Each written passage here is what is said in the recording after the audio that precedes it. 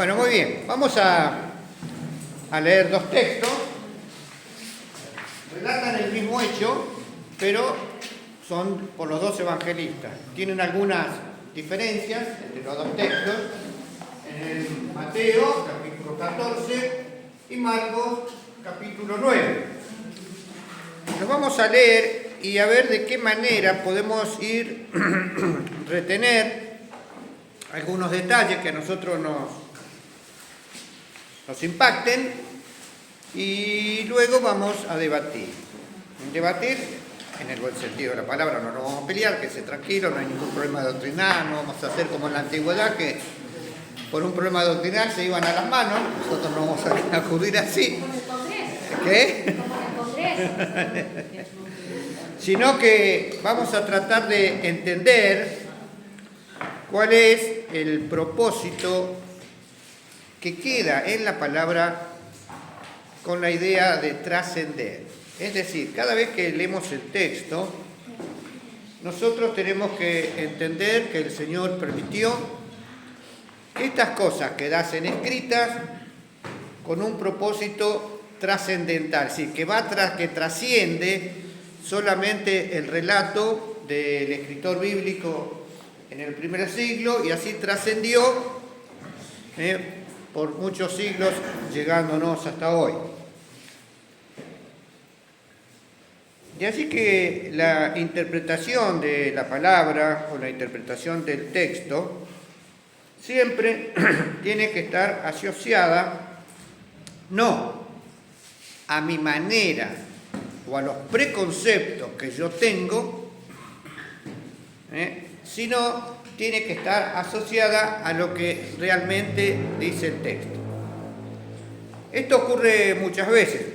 Estaba leyendo estos días en la semana que muchas veces, y sobre todo hoy en día, hay como una manera alegórica de interpretar la palabra. Y entonces, estos que interpretan la palabra de esta manera, dicen que más allá del texto escrito hay algo mucho más profundo, espiritual, que debemos descubrir. Esto tiene un gran problema. ¿Por qué? Porque la interpretación no depende de la lectura del texto, sino muchas veces depende de los preconceptos que tiene el que interpreta. Es decir, de qué manera hace la alegoría del texto. Ese no es nuestro método. Nosotros siempre usamos lo que se llama el método textual histórico, gramatical, es decir, disculpen una palabra difícil que usé, quiere decir que lo que está escrito para que nosotros lo entendamos en forma primaria o en forma directa.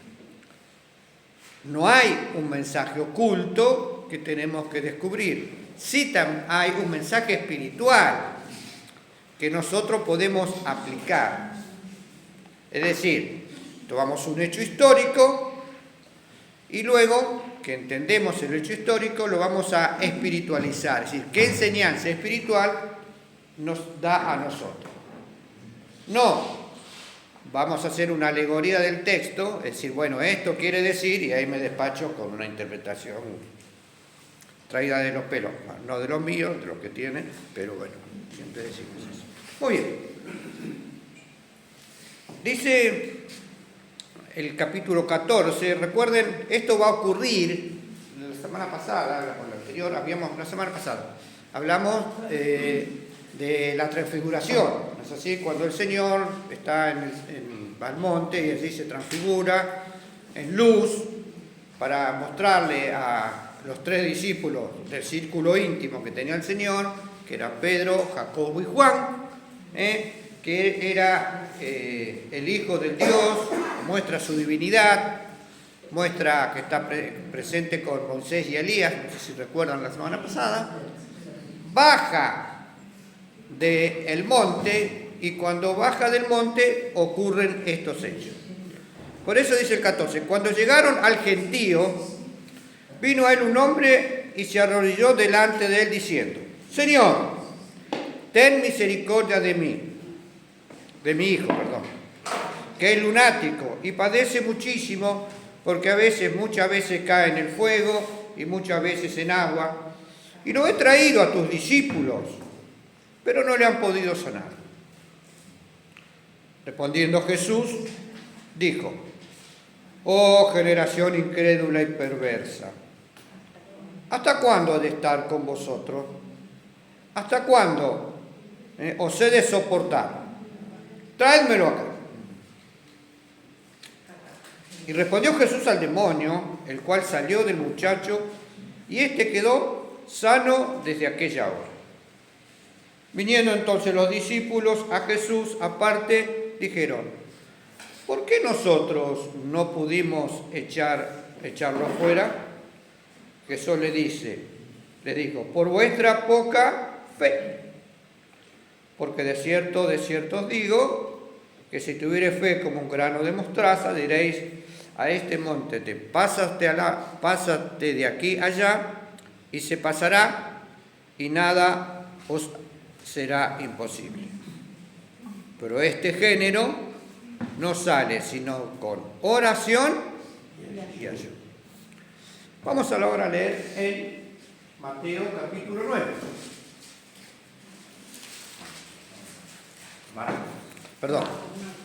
Marcos capítulo 9, tenés razón.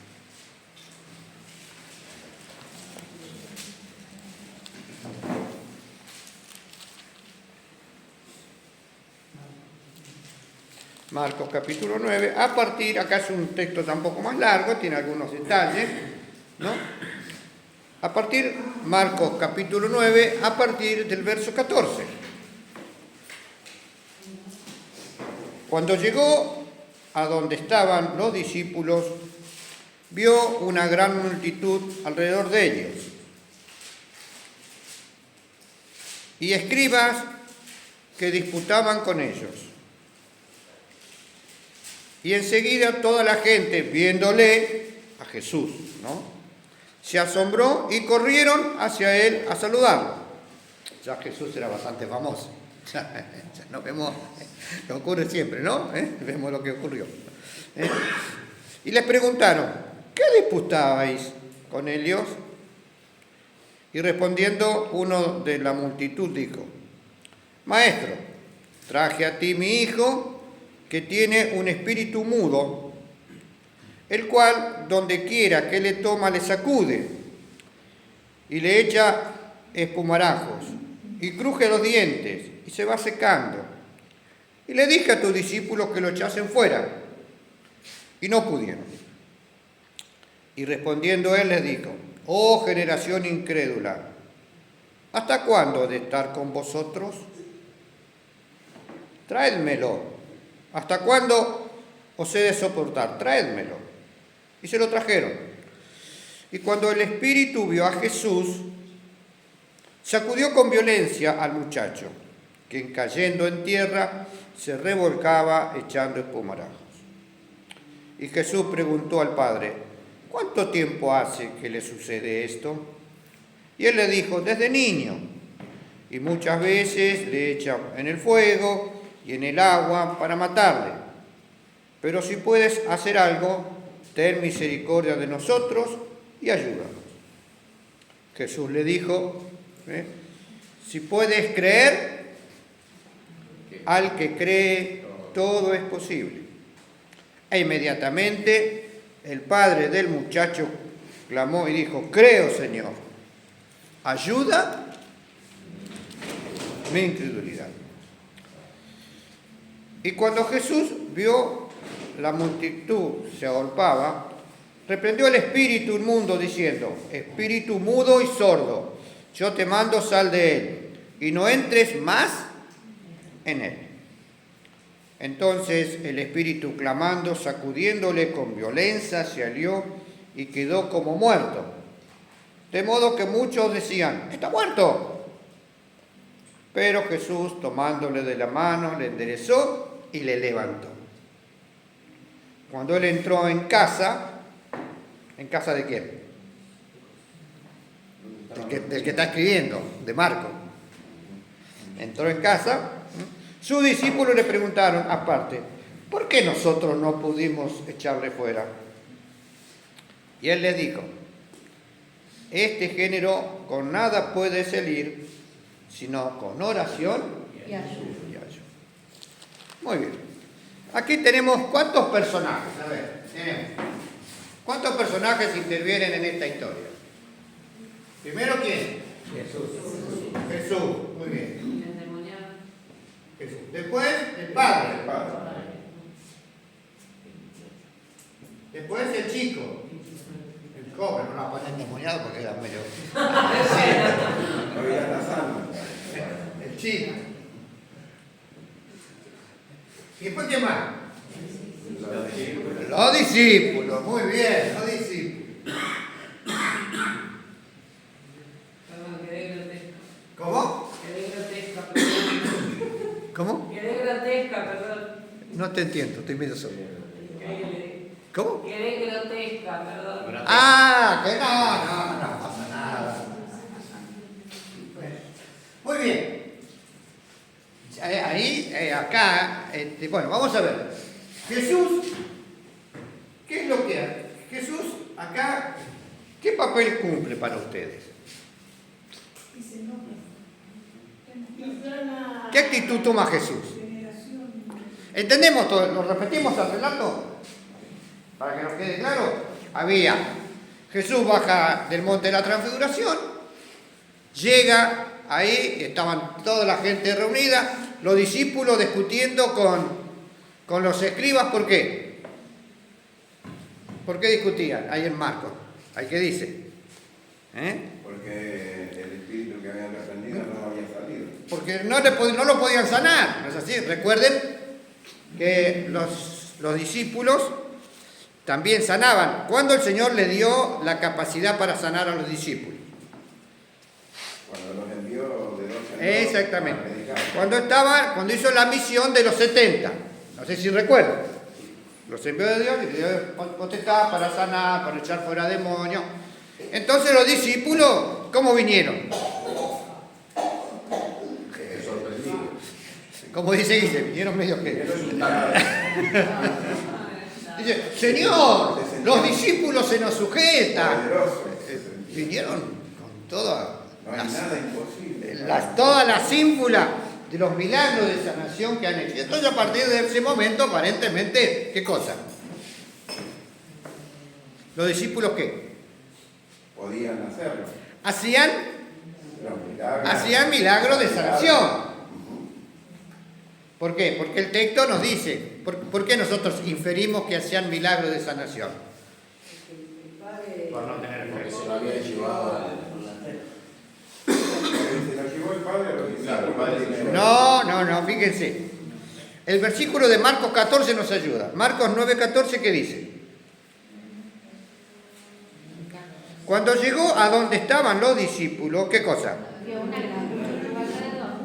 Una multitud alrededor de quién. ¿Alrededor de quién? De los discípulos. Muy bien. ¿Que estaban qué cosa? ¿Y los escribas de qué? ¿Los escribas quién eran? Discutían. ¿Quién eran fíjense, los escribas y los fariseos quiénes eran? Los escribas eran los que escribían la ley.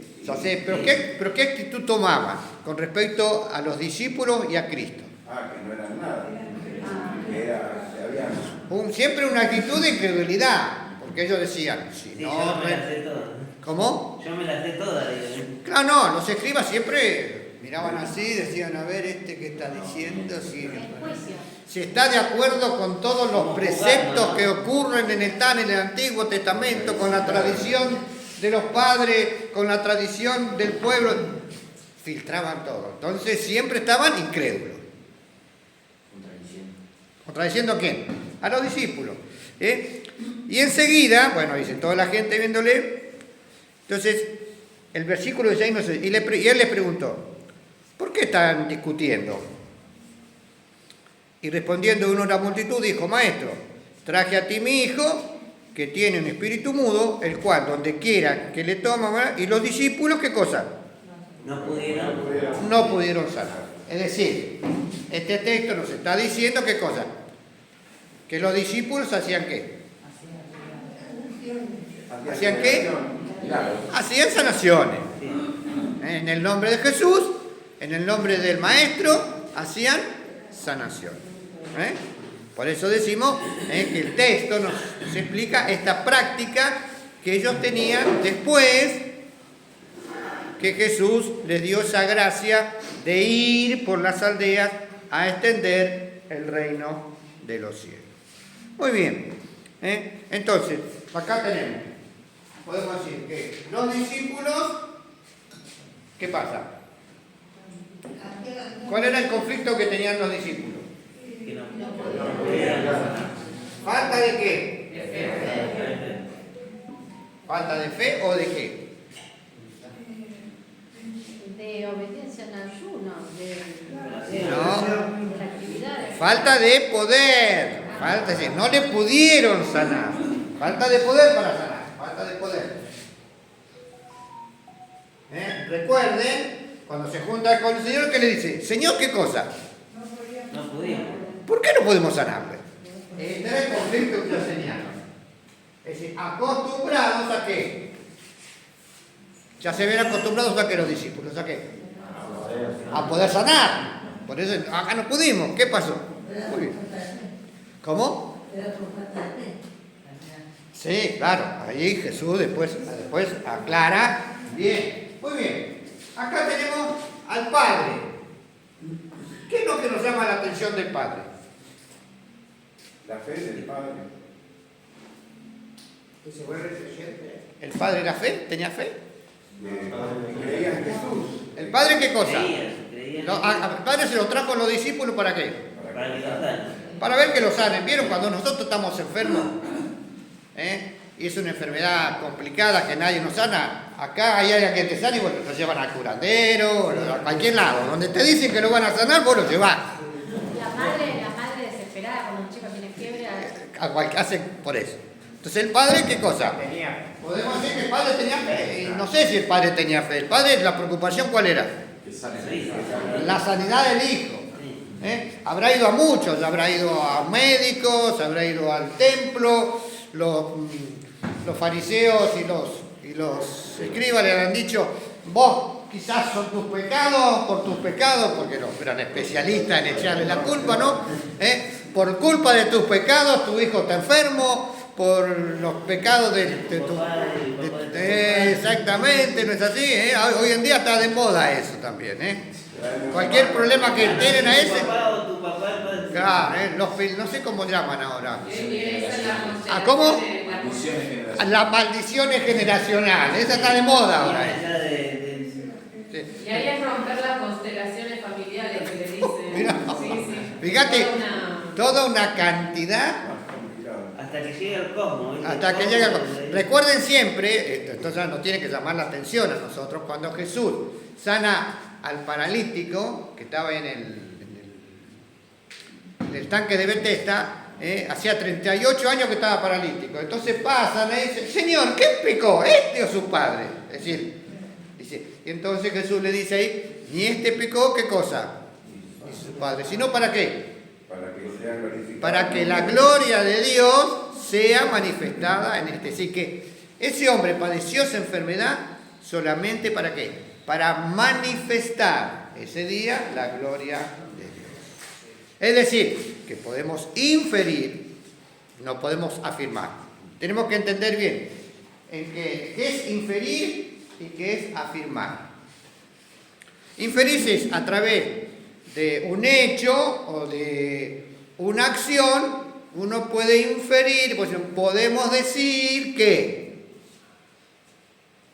Y entonces podemos decir que a veces Dios permite la enfermedad ¿para qué?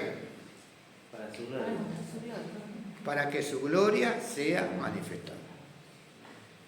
Por eso siempre digo yo, cuando estamos enfermos yo estoy en la cama y ¿para dónde miro? Yo siempre estoy en la cama, miro para arriba. No tenemos más remedio que mirar para arriba, ¿no es así? Y entonces cuando miro para arriba, Señor, ¿cuál me mandé? ¿Para qué estoy acá? Es decir, la enfermedad nos ayuda ¿a qué? A acercarnos más allá. Algunos no, algunos empiezan a maldecir, ¿no? ¿Y yo qué hice? ¿Y yo por qué estoy acá? ¿Y si voy todos los domingos a la iglesia? ¿Para que tú me maldices con la enfermedad? Es ese no entendió nunca nada, podemos decir. Es decir, la enfermedad es inherente ¿a qué? Al género humano. Por causa del pecado. Por causa del pecado y por causa también de qué. Habla del pecado original. Claro, por causa del pecado. Pero también qué cosa, porque nos tenemos que enfermar. Si no, ¿qué? Si no, nunca nos moriríamos si no nos enfermamos. Es decir, nuestras células se envejecen, ¿no es así?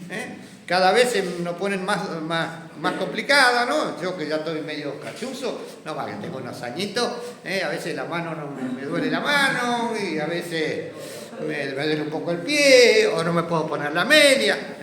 Hace unos tiempos atrás no podía poner la media, entonces empecé a hacer gimnasia y bueno, si hablando de la bisagra.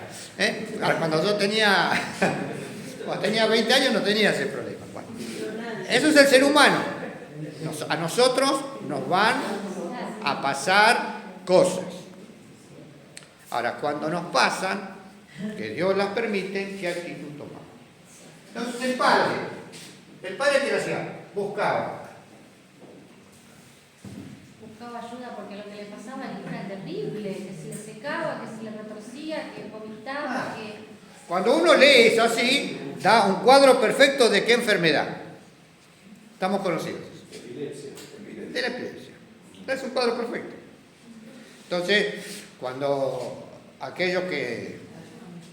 los que son críticos de la Biblia, es decir, los que hubo una corriente teológica que se llamó la Alta Crítica, que más o menos entre el año 1870 y 1940, 50, podemos decir, se especializaban en desmitologizar la Biblia, sacarle el mito a la Biblia. Sí. Y entonces decían, no, acá, bueno, no vamos a creer los demonios. Esto es un cuadro típico ¿de qué? De epilepsia. Es un cuadro típico de epilepsia. Entonces, si no hay demonio, la Biblia miente, ¿no? Bueno, entonces, ¿qué pasa? Pero imagínate, dice, por eso la reinterpretaban la Biblia. Es decir, nosotros ahora que tenemos todo el conocimiento de la ciencia, de la medicina, de todo, ¿qué es lo que vamos a decir? Y Jesús decía que eran demonios y los discípulos que eran demonios porque no tenían otros elementos. A mí me pasó te cuento una anécdota. Estábamos en la reunión de jóvenes, donde yo iba, que teníamos la reunión de jóvenes todos los sábados con los chicos, y entonces venía una chica que sabíamos que tenía este problema. Y entonces, que era una chica de epilepsia. Y entonces en un momento estábamos toda la reunión y le da ataque, pobrecita. Y se cae al piso y queda dura y empieza a largar espuma por la boca. Este cuadro. Y los chicos que estaban conmigo abrieron la puerta y se escaparon todos de la reunión porque se asustaron. Nosotros ¿qué hicimos? Con otra chica que me venía diciendo, la sentamos, esperamos un ratito y a la media hora le pasó la crisis. No es así. Pero, ¿cuál es? ¿A qué hacemos caso? ¿A la ciencia? ¿O a quién? O a Dios. O al Señor. Si bien puede que hay un cuadro de enfermedad que se llama epilepsia, también hay muchas enfermedades que tienen un origen en la acción diabólica. Sobre todo, esto sí que fue mal, sobre todo en la época de Jesús. En esa época había mucha manifestación diabólica. Por eso, voy a hacer una pequeña digregación, me voy a ir 10 minutos del tema. Aquellos que interpretan la Biblia desde el punto de vista de las dispensaciones, es decir, ¿qué es la dispensación? Que Dios trata con la humanidad a través de la historia de diferentes maneras. Entonces, con Abraham trató de una manera. ¿Por qué? Abraham lo llamó ¿qué cosa? ¿El padre de qué? De la fe. Dios lo llama y él obedece al llamado de Dios. Y dice la palabra que él se fue a donde Dios sin saber qué cosa. en plena fe.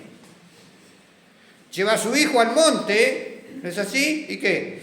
Y lo va a sacrificar. ¿Por qué? Porque él creía, como dice San Hebreo, que aún de los muertos lo podía, ¿qué cosa? Después viene la época de la ley, cuando los judíos dicen, Señor, danos una ley. Nosotros somos, lo que vos digas, vamos a hacer. Nosotros queremos salvarnos por nosotros mismos. Vos me das una ley, nosotros la cumplimos y vos tenés la obligación de salvarnos. Bueno, le dio los 10 mandamientos. ¿Alguien puede cumplir los 10 mandamientos? ¿Son fáciles de cumplir? Amarás al Señor tu Dios de todo tu corazón. Si nosotros no nos aprieta, si no nos aprieta la zapatilla o el calzado o la vida, no nos acordamos de Dios, ¿no es así? Muchas veces nosotros nos acercamos a Dios por temor, más que por devoción.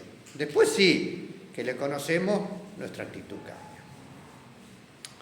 Pero cada vez que cambió de dispensación, de una manera que de tratar de Dios, contra otra, de una crisis.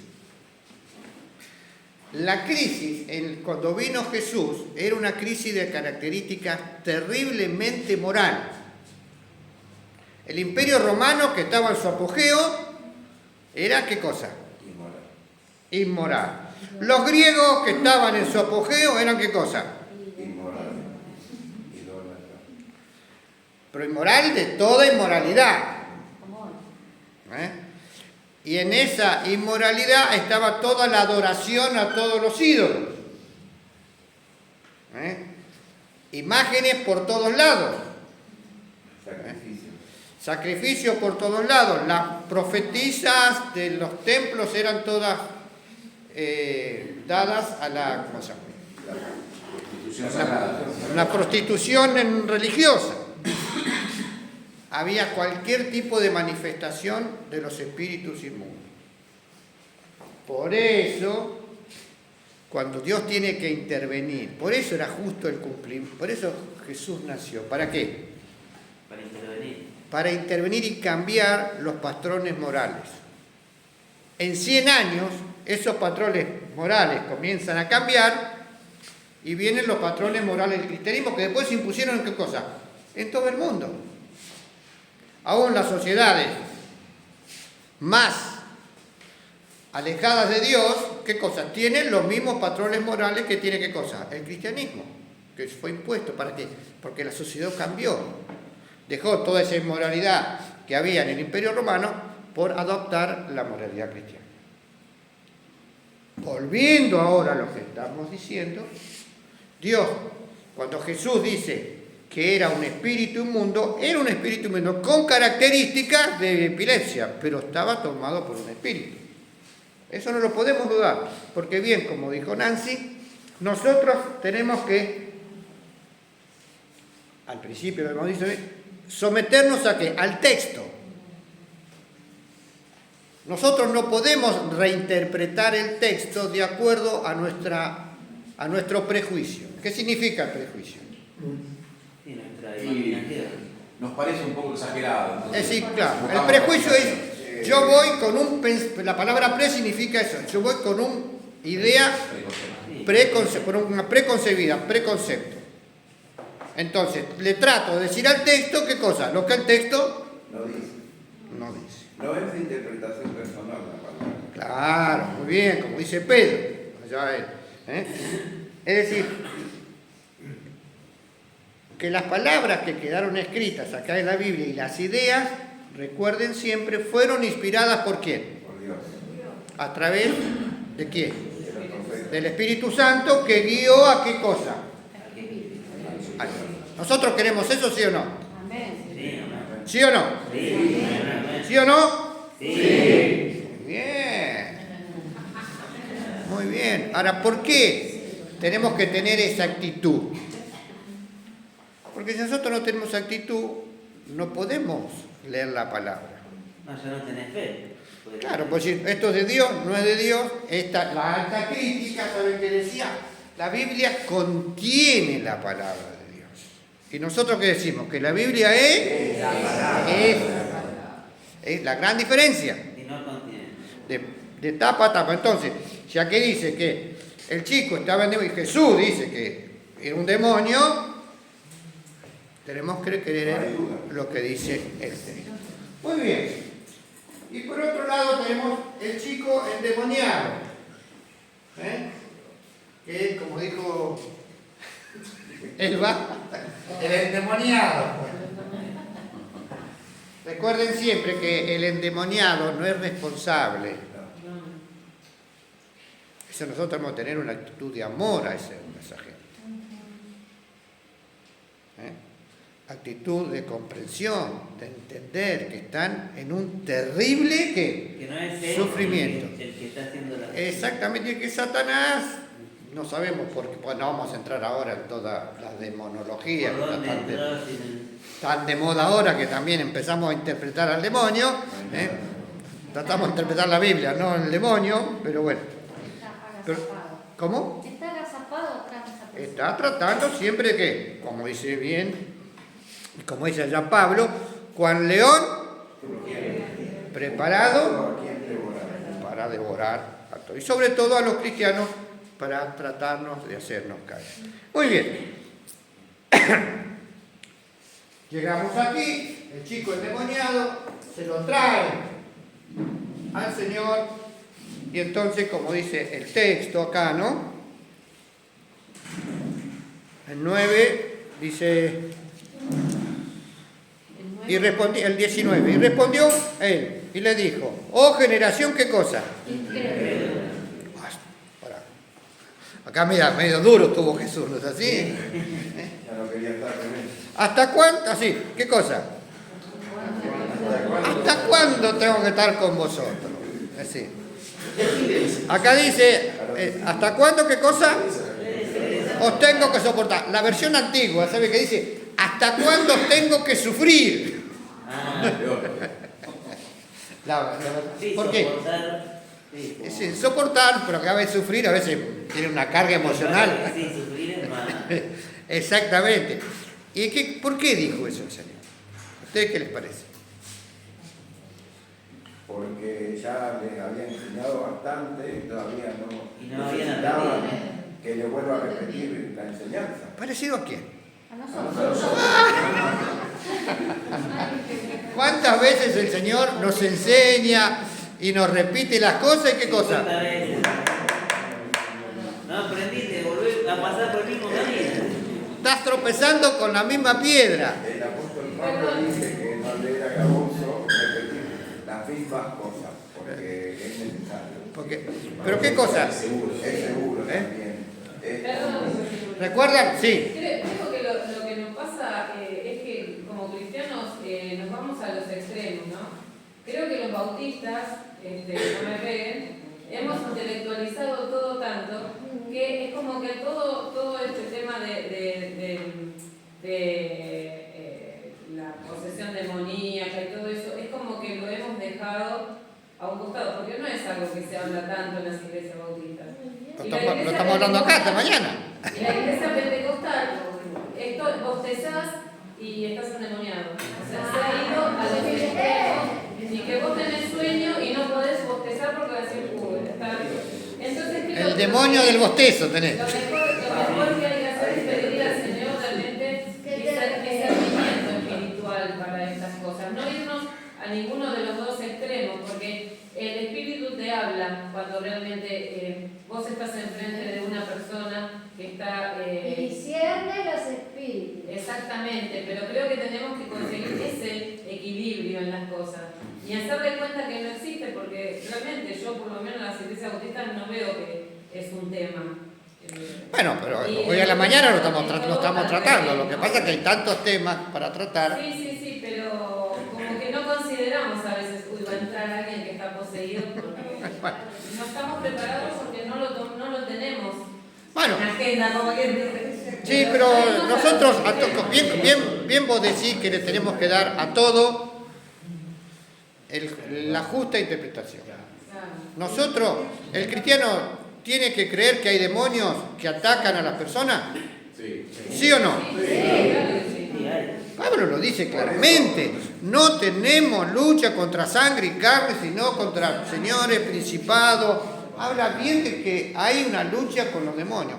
No vamos a entrar en la guerra espiritual y mañana vamos a entrar a la iglesia disfrazado de romano con una espada arriba de un caballo, como ocurre en algunas iglesias, esa barbaridad de qué hacen. Por eso habla de la armadura espiritual. Por eso. ¿Hay lucha espiritual? Por supuesto. ¿Nosotros somos atacados espiritualmente, sí o no? Y a veces logra hacernos caer en el pánico. Y a veces somos tentados. Y a veces caemos en pecado. Un poquito por culpa no entra y un poquito no la macha siempre la culpa al demonio, ¿no? El demonio. La mujer que me dice, no, Bueno, el hombre que me diste van a tener que decir. Es decir, No agarre la manzana esa. es decir, ¿a qué vamos con todo esto? Que nosotros estamos expuestos. Ahora Jesús, volvamos a Jesús. Acá. También que según las congregaciones, iglesias, cada una tiene una forma. Por ejemplo, si va a los testigos de Jehová, tienen un otro de castigo. Entonces, castigar permanentemente. Bueno, para de esa manera esclavizan a la gente, sí. Pero bueno, volvamos ahora al texto. Damos marcha atrás, tiqui, tiqui, tiqui, tiqui, nos buscamos de vuelta en el texto. Jesús dice, ¿hasta cuándo los tengo que soportar? ¿Hasta cuándo los tengo que sufrir? Bien dijeron ustedes, no entendieron nada. Eso, porque recuerden, cuando leemos esto ya habían pasado 2 años de predicación. Ya Jesús había hecho infinidad de milagros. Los había mandado a ellos a hacer milagros. ¿No es así? Y entonces, lo mismo le dice allá en San Juan 10, creo que es, cuando viene Felipe y dice, Señor, muéstranos el Padre. Y Jesús le dice, tanto tiempo hace, Felipe, que estoy con vosotros y Todavía no me conocen. es decir, fíjense, a veces tenemos las cosas delante nuestro y a veces no las vemos. Esto nos enseña a nosotros. ¿Qué nos enseña? Recuerden siempre, el cristiano tiene que poner hitos en su vida. ¿Saben qué son los hitos? O un monolito. ¿Vieron la gente siempre? Acá hay uno, miren. San José y Ruta 8. No sé si está todavía que lo sacaron. Había hace muchos años ahí una cosita así, un pedestal, que ahí decía algo sobre la Ruta 8. Pusieron una marca. Nosotros, ¿cuáles son nuestras marcas espirituales que nos ayudan en la fe? ¿Ustedes tienen marcas espirituales? ¿Quién me puede contar una marca espiritual que es un soporte en su fe? Las rodillas. ¿Qué? Las rodillas. No. Me estoy refiriendo a un hecho que les he dado. Yo, por ejemplo, tengo muchos, pero les voy a contar uno de esos.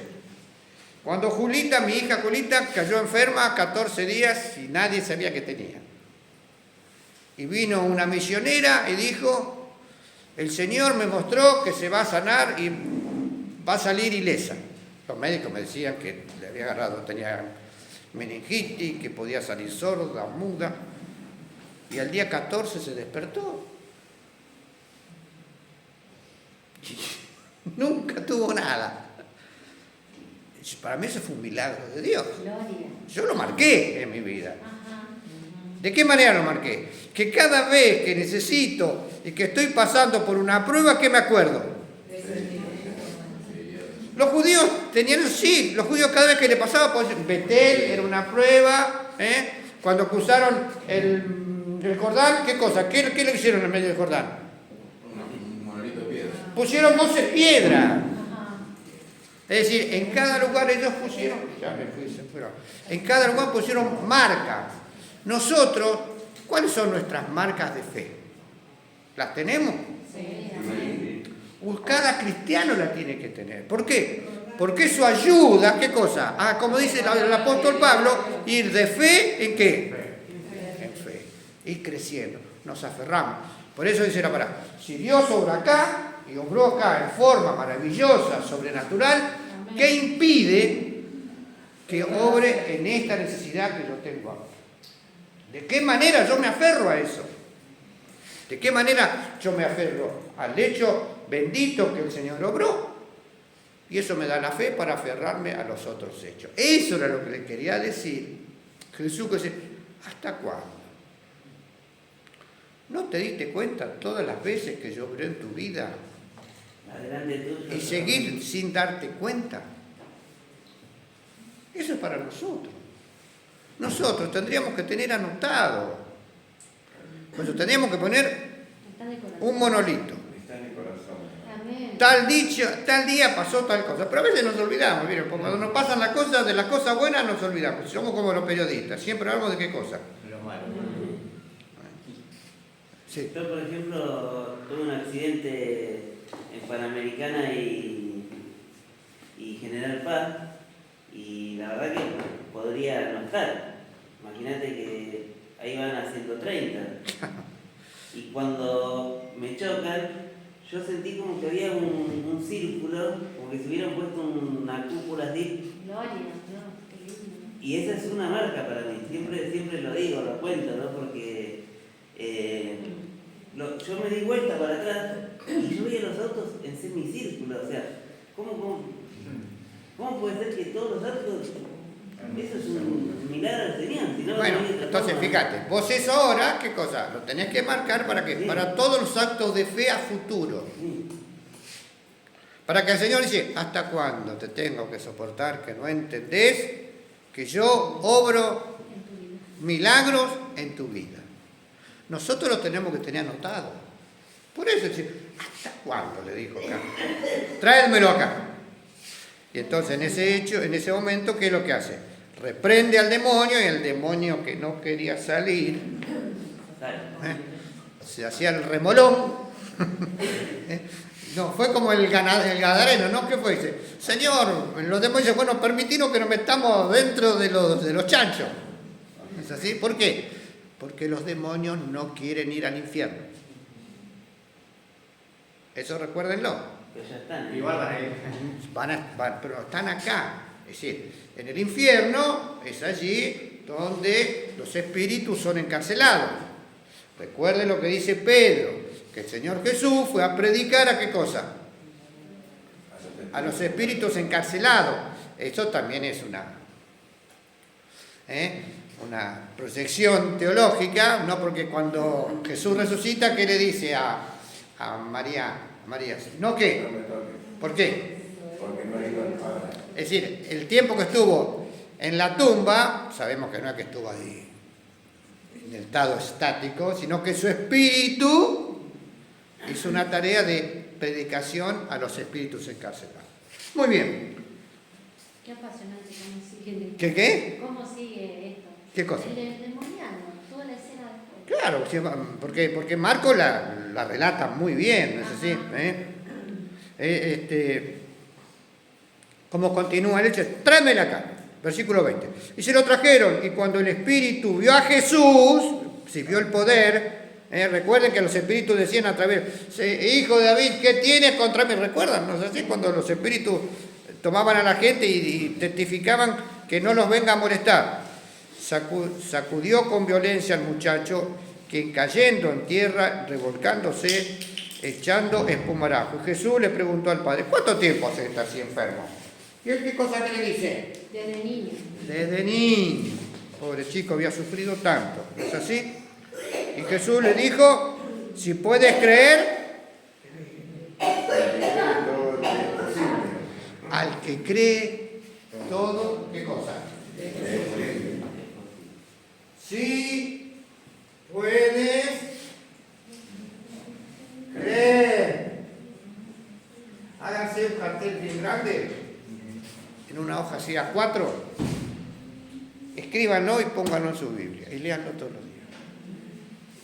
Si puedes creer. ¿Esa qué es? Es una prueba. Y yo siempre anoto la segunda parte. Inmediatamente el padre del muchacho, ¿qué dijo? Clamó, fíjese, gritó, clamó, y dijo, ¿qué cosa? Creo. Ayuda a mi incredulidad. Ese es Ignacio. Este párrafo me lo agarré siempre para mí. Señor, ¿qué cosa? Yo le digo, ayuda a mi incredulidad. Porque a veces nos cuesta creer. Y a veces necesitamos que el Espíritu Santo obre dentro nuestro para que nuestra incredulidad sea vencida y comience a aparecer una fuerza espiritual por encima de aquellas cosas que no veo. Muy bien. Ayuda a mi incredulidad. Es lo que yo siempre tengo escrito. Esa es una de mis oraciones preferidas. Señor, yo tengo 2 oraciones importantes. Señor, ten misericordia de mí y ayuda a mi incredulidad. ¿Por qué? Porque sé que me cuesta a veces ver. ¿Ver qué cosa? ¿La fe qué es? La fe es lo que no se ¿Qué es la fe? ve. Ver lo que no se puede ver. Lo que no ve, a veces nosotros tenemos que creer por encima aún de nuestros propios prejuicios, de nuestros propios preconceptos. Muy bien, y ahora entramos en la etapa final. El chico se sana, se va a la casa, el padre contento, bendecido, creen en Dios y ahí termina la historia. ¿Ahí termina la historia? ¿Viene qué cosa? Lo más importante, los discípulos, Pregunta. cuando se fueron a la casa de Marcos, ¿no? Porque dice el texto, no recuerdo, y entraron en casa. Esa frasecita a veces la tenemos que entender porque nos muestra la realidad, la frescura del texto. Dice, y entraron en casa. Entraron a la casa. Marcos era sobrino de Pedro. Y entonces entran ahí en la casa y se juntan los dos y dicen, Señor, ¿por qué nosotros no lo pudimos echar? Y entonces viene la gran frase. ¿Es así? Fin del verso 29. Y él les dijo, este género, ¿qué cosa? Nada. Por nada puede salir, sino con oraciones mías. Y acá vamos a entrar a la discusión. Lástima que no nos queda tiempo. Si no, lo seguimos el domingo que viene, ¿no es así? Y acá viene la gran discusión. La oración asociada a qué cosa? Al ayuno. Y entonces Jesús dice, este género, ¿qué es lo que quiere decir? La clase de espíritu que tenía el chico. La clase de espíritu hay cosas o géneros o actitudes que solamente se pueden vencer con una actitud distinta. Porque a veces el Señor nos sana alrededor nuestro. Ahora voy a decir una cosa que, por favor, no se me vaya a ofender nadie. No se vayan a ofender lo que yo voy a decir. Pero que a veces, muchas veces nos pasa a nosotros. Vieron que nosotros pidamos oración por este, pidamos oración por aquel, traemos en oración este otro, ¿no? ¿Vieron todo en familia de Cristo, todo el choclo que a veces tenemos? ¿De qué manera oramos? Oramos en ese momento. ¿Se acuerdan de Hernán? ¿Quién se acuerda de Hernán? ¿El del corazón era? No, El cáncer. Él vino un día acá, ¿no es así? Y oramos por él. Y después seguimos orando por él. ¿Hasta cuándo vamos a orar por él?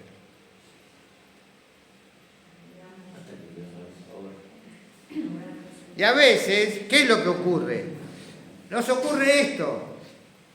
Cuando dice el ayuno, ¿a qué se refiere?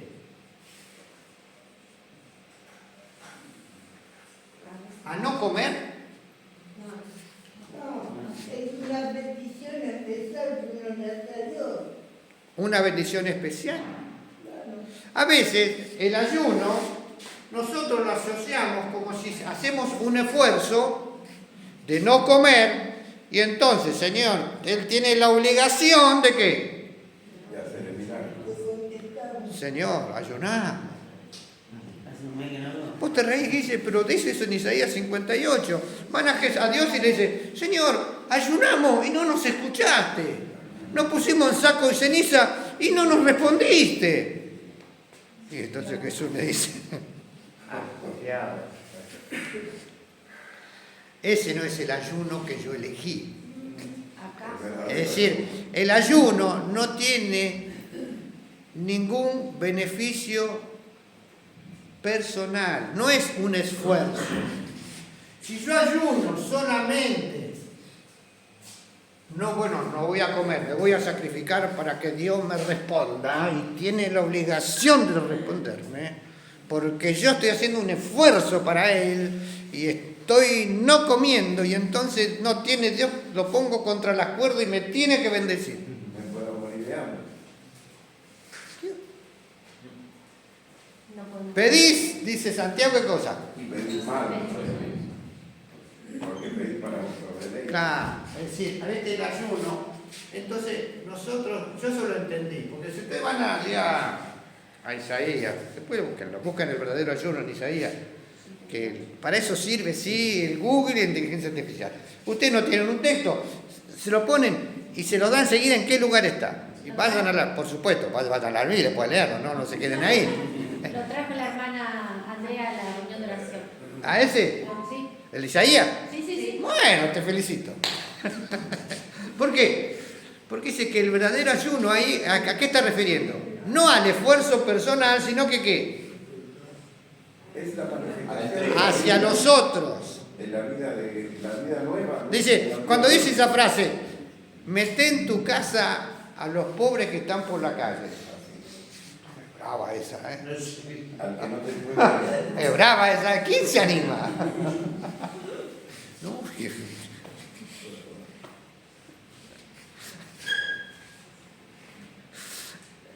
Una vez hicimos eso y ayudamos a unos chiquitos que pobrecitos estaban entraron a casa y nos robaron.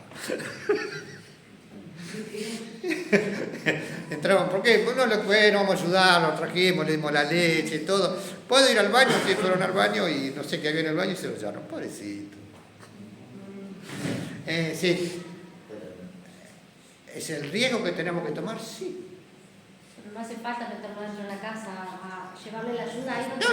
Pero no, yo voy a eso, que a veces la palabra el ayuno, nosotros lo asociamos a nuestro esfuerzo personal. Y no es un esfuerzo. Entonces acá dice, cuando oración y ayuno, nos está refiriendo a la dedicación de la oración. Oración, ¿qué cosa? Dedicada en el sentido de dedicarnos a la oración. ¿Para qué? Para que el alimento no sea una interrupción, no sea una molestia. Es decir, bueno, estoy orando, no son ya las 12, listo, Señor, yo sabe que tengo que comer a las 12. Llegó la hora del pucherito, de la sopita, me paro la oración. No, si me dedico. Ahora, esta oración, ¿qué es lo que va a generar? Lo verdadero, que lo que se necesita, va a generar la fe. Tú cuando oras, dice allá Mateo 6, ¿qué es lo que dice? Entra. Cuando al interior y cerrada la puerta, ora a tu Padre que está en lo secreto. Tu Padre que está en secreto, ¿qué cosa? Recompensar. Te oirá desde los cielos y ¿qué va a hacer? Va a abrir la puerta y te va a mostrar. ¿Lo sabemos? ¿Sí o no? Sí. ¿Cómo no lo sabemos? Si a veces tenemos enseñanzas sencillas, claras en la palabra, ¿no? Esas son esas herramientas fundamentales para que la fe sea generada a través de qué cosa? De la oración. Cuando le dijo a los discípulos, esto no sale sino con oración y ayuno, les quiso decir que ustedes no tienen fe. Pensaron que diciendo, Espíritu, te reprendo en el nombre de Jesús. Yo declaro sanidad. que la fuerza Satanás te ato. Como decía Anacondia, fuera, y gritaba como un loco. Y échate. Y Satanás, a veces Satanás se nos ríe en la cara. Ahora, cuando vos vas a las rodillas y pensás a clamar, nada puede vencer eso.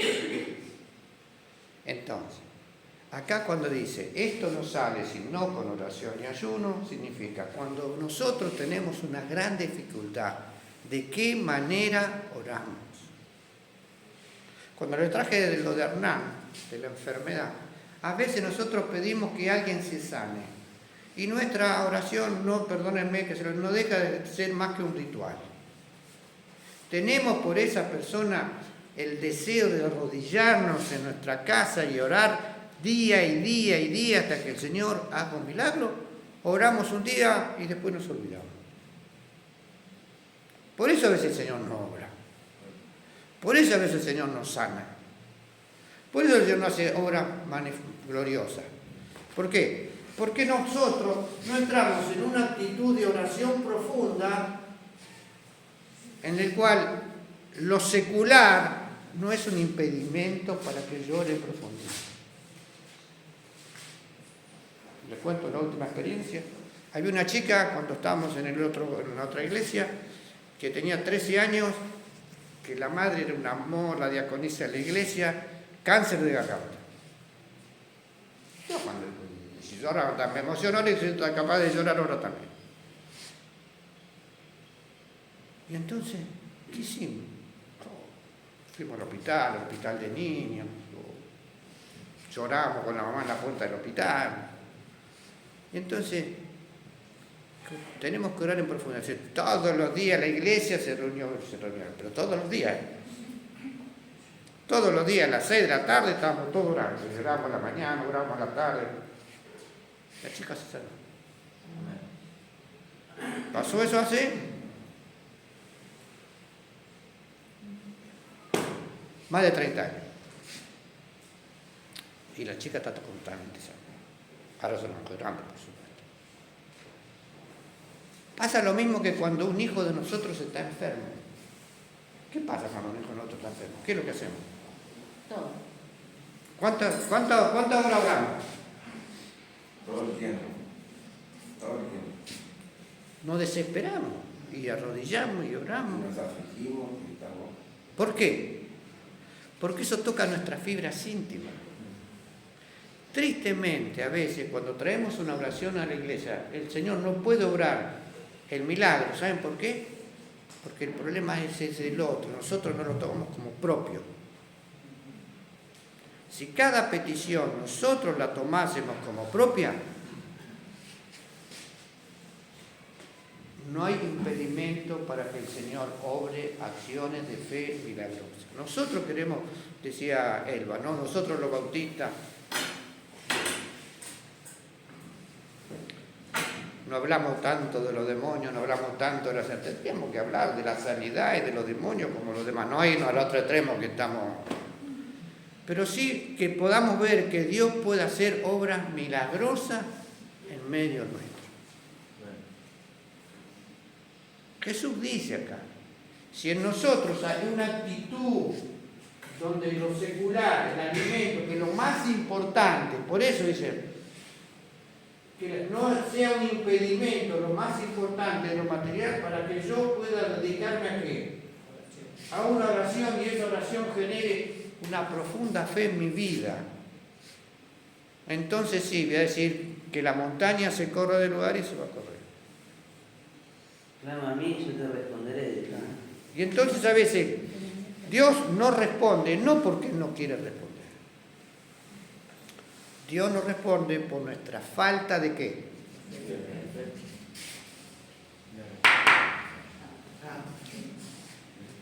¿Qué quiero decir? Nuestra falta de dedicación a la oración. Más tú cuando oras.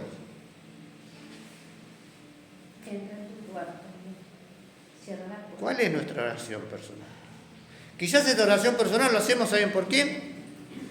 Por mis hijos, por mi trabajo, por mi esposa, por mi esposa, por algún hermano de la iglesia que me acuerdo. Y no tomamos a alguno en particular. Está ese enfermo. Está Hernán enfermo con cáncer. Yo sigo teniendo relación con él. Ya, aparentemente se va a sanar. Yo no digo todavía que se sane porque que el cáncer como es. Vaya, mi hijo está sano y a los 4 meses salió metástasis en no sé dónde. Me dice, Ignacio, el Señor obró conmigo un milagro. Entonces yo dice, bueno, acordate que ese obró un milagro. Porque un día le dije, vos no tenés que sentir obligación de ir a la iglesia. Porque a lo mejor venís a la iglesia por obligación porque yo te estoy diciendo que tenés que venir. Vos tenés que venir porque realmente lo sentís. Por supuesto, no vino más. Es decir, no valía de nada, para él no valía de nada que viniese por obligación a la iglesia. Igual vamos a seguir orando por él. Yo continué orando por él. No es mérito, por supuesto mío. Yo continué orando porque estaba más cerca, porque lo conocía, porque me hablaba, porque me contaba. Entonces no tenía más remedio que orar. Y está. Ahora, ¿qué pasa? El Señor, si hubo un milagro en él de sanidad, no es por mérito, es porque es su misericordia, porque nosotros, como iglesia, quizás nos hemos olvidado.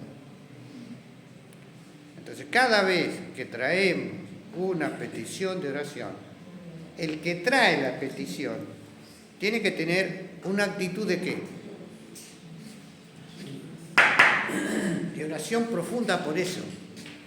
Porque si no traemos peticiones de oración a la iglesia y nos olvidamos, entonces el Señor no va a obrar el milagro. El Señor va a obrar cuando nosotros haya esta actitud de ayuno y oración. Recuerden, no de comida, sino de dedicación profunda, para que nuestra acción pueda tomar fe, pueda tomar poder y pueda tomar potencia. Dios está deseoso de obrar en la iglesia. Ahora, ¿cuál es mi actitud? ¿Será la de los apóstoles? Mira, no es la voluntad de Dios que te sanes. ¿Vieron que a veces decimos, y Dios no querrá sanarte? A veces no, yo no sé nunca cuál es. A veces, ¿es la voluntad que una persona se sane? No sé. No puedo decir eso, porque yo no sé. Eso depende de Dios. Pero Dios me dice, toma una actitud profunda de oración. Y recuerden siempre, anótense en una hojita, esto no sale sino Con oraciones. y apliquémoslo a nuestra vida. Apliquemos eso a nuestra vida. Para que puedan ser desafíos. Él obra cuando ¿qué? Cuando nosotros le decimos al Señor, Señor, ayuda a ¿qué? Que el Señor nos bendiga. Nos vemos el domingo que viene.